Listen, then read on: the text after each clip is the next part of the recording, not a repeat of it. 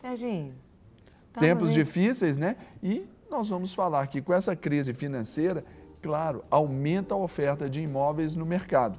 E para especialistas, esse é o momento de investir numa casa nova. Não é isso?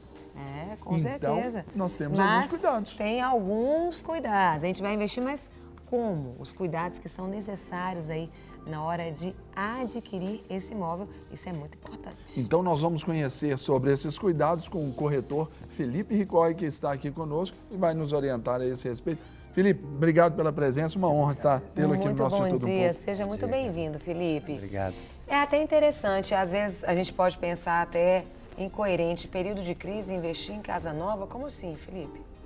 Sim, tem que aproveitar o momento. Eu acho que o mercado ele passa por uma situação diferente, né?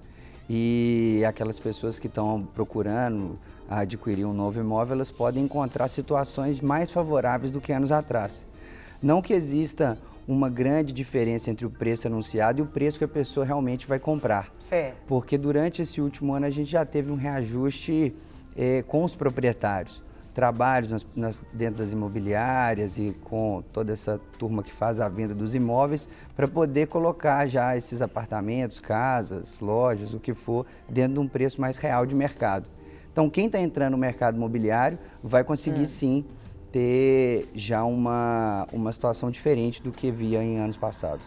Sobre a segurança na aquisição desse novo imóvel, seja para um imóvel usado, seja para um imóvel novo, o que o consumidor ali, o nosso telespectador, ele deve observar para esse tempo, assim, sobre a documentação, sobre essa transação, Felipe? Claro, Sérgio.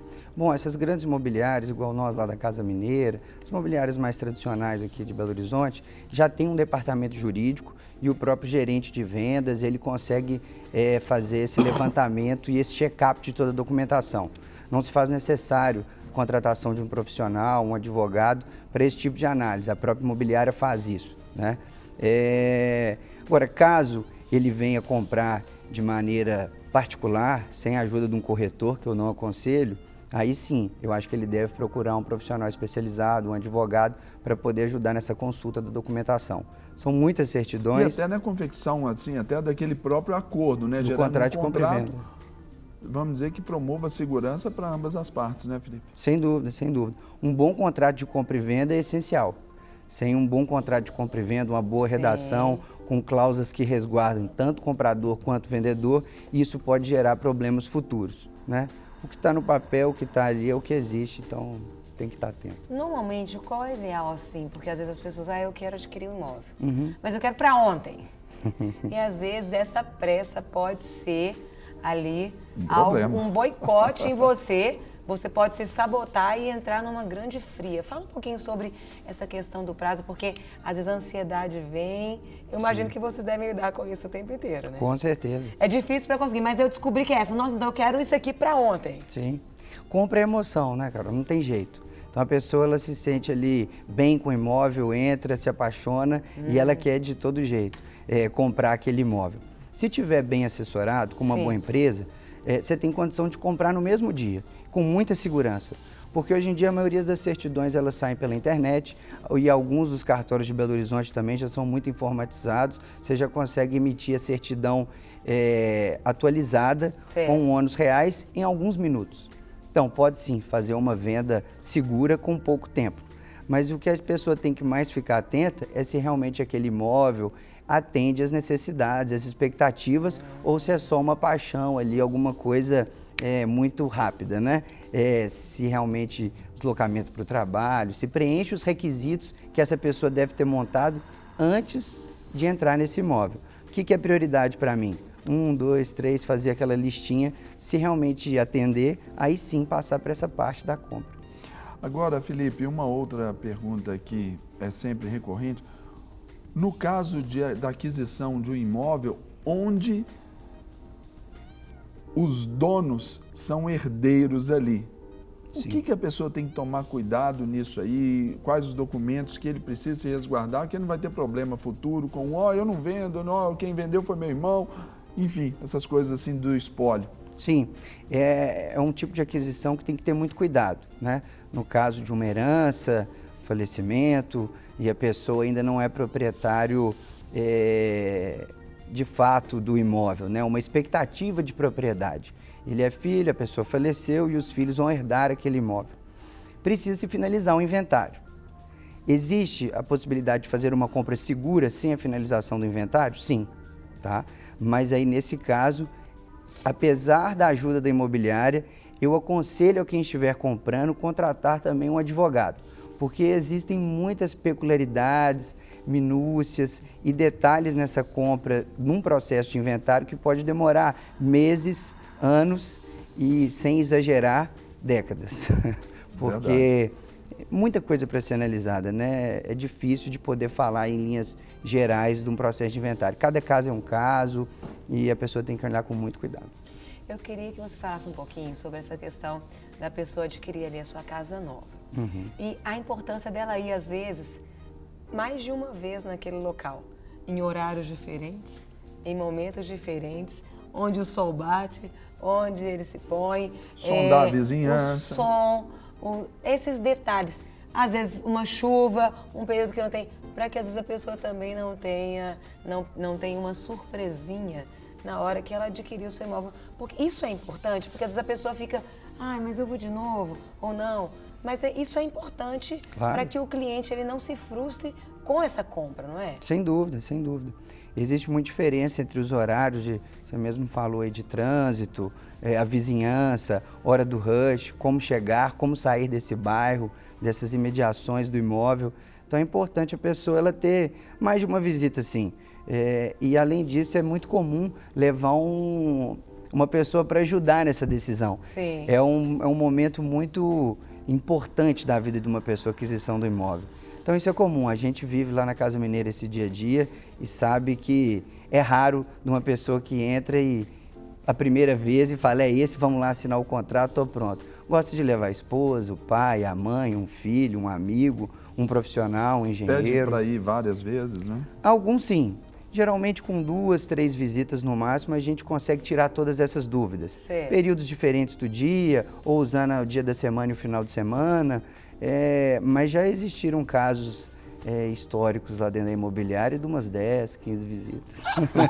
Casos históricos. Mas eu acho, porque ali a gente pode até colocar, porque é a compra da vida da pessoa. Sem né? dúvida. Não é, o investimento nem dela. todo mundo pode comprar vários imóveis o tempo todo, né? E a nossa disponibilidade é total. Quantas vezes quiser. Mas aí já faz parte. Agora, Felipe, uma outra pergunta também sobre cuidado com a compra. É que muitos imóveis, a pessoa, o seu proprietário, ele só tem a escritura do imóvel. Sim. Ele ainda não tem o registro do imóvel. Pessoa idônea, séria e tudo, e está vendendo aquele imóvel, mas ele não registrou o imóvel. O que o comprador precisa fazer? A venda é normal nesse aspecto? Serginho, eu vou usar aquela máxima. Quem não registra não é dono, né? A escritura é um passo anterior ao registro do imóvel, que na verdade o documento, o nome correto, chama-se matrícula, né? Em Belo Horizonte nós temos 7 cartórios de registro de imóveis.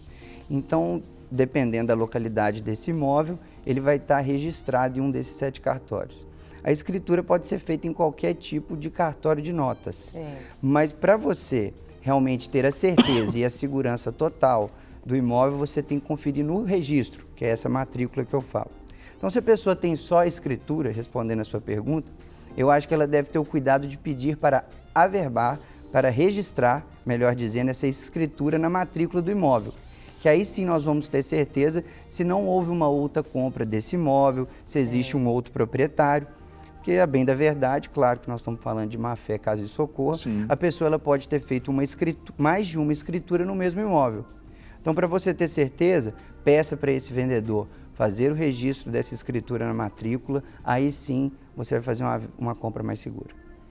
Comprar diretamente da pessoa. A compra direta. Fala das seguranças e das inseguranças que isso também pode acontecer, Felipe, pra gente. Sim. Bom, vou passar aqui rapidamente algumas das certidões que eu acho que a pessoa deve pedir. Certo. Em primeiro lugar, matrícula e ônus atualizada. voltando de novo nesses 7 cartórios de Belo Horizonte. Dependendo da região, ele tem que ir nesse cartório e pedir essa certidão atualizada com essa certidão de ônus. Essa certidão de ônus ela vai contar se existe algum gravame, penhora, arresto, sequestro, algum tipo de impedimento nesse imóvel. Começa-se muito bem por aí. Depois disso, existem algumas certidões dos vendedores que precisam ser tiradas e elas devem estar negativas, certo? Receita Federal, Justiça Estadual, dentre outras, são várias. Hoje em dia facilita um pouco e sai todas pela internet. Por isso que eu falo, em vez de ficar tomando nota disso, procure uma boa imobiliária, um bom advogado. Já tem gente que faz isso, né? Sim, sem dúvida. Até porque o risco é muito grande. A pessoa fala assim, eu vou economizar nesse momento, estou comprando um imóvel de quantos mil reais? 200, 300, 400, 1 milhão. Você vai economizar nessa parte que é a menor do processo de compra, né? Então, não economize por aí, não. Para que você não tenha um problema grande muito depois, maior, né? Que pode gerar anos e dar um estresse gigante para a família toda, né? Entendi. Carol, você já pode comprar lá aquela sua casa lá em Miami, Carol, como você gostaria. Carol. Amém, eu recebo. Muito obrigada. Essas compras no exterior, assim, qual que é o processo? Eu brinquei aqui agora, mas é uma pergunta aqui que interessante. Que hoje é muito comum, tem muito brasileiro comprando em Miami. Lu Alone comprou 2 casas lá esses dias. Lá. Ah, é? Nós temos lá na Casa Mineira uma parceria com a Cris Brokers, que fica em Miami, então vendemos imóveis em Miami e Orlando. É um processo que também tem seus detalhes e você precisa de remeter o dinheiro. A gente precisaria, assim, de realmente sentar com o cliente para explicar tudo isso. Mas existe essa possibilidade e é relativamente tranquilo. Você não... E hoje está até comum, né? Comum. Muita gente querendo, né, investir fora do Brasil. Miami e Orlando, que já tiveram um momento difícil, né? O mercado imobiliário americano já viveu uma realidade aí bem diferente da nossa, com o que realmente teve lá a bolha. E hoje o mercado voltando a crescer, a se solidificar e voltando a ser uma compra muito segura, um investimento bem interessante. Querido, nós queremos te agradecer. Foi muito bom e enriquecedor, aprendemos muito. Obrigado, Felipe. Volte sempre, que agradeço. Viu? Muito obrigado, gente. Para receber todas as novidades do canal, inscreva-se. E se curtir o vídeo, clique em gostei. Aproveite para acompanhar a Rede Super nas redes sociais.